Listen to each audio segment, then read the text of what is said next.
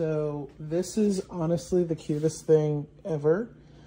The only issue that I have is that the wooden part, I had to like flip these around so they're not sitting correctly how they should be. But if I did, the wood part would just slide right off.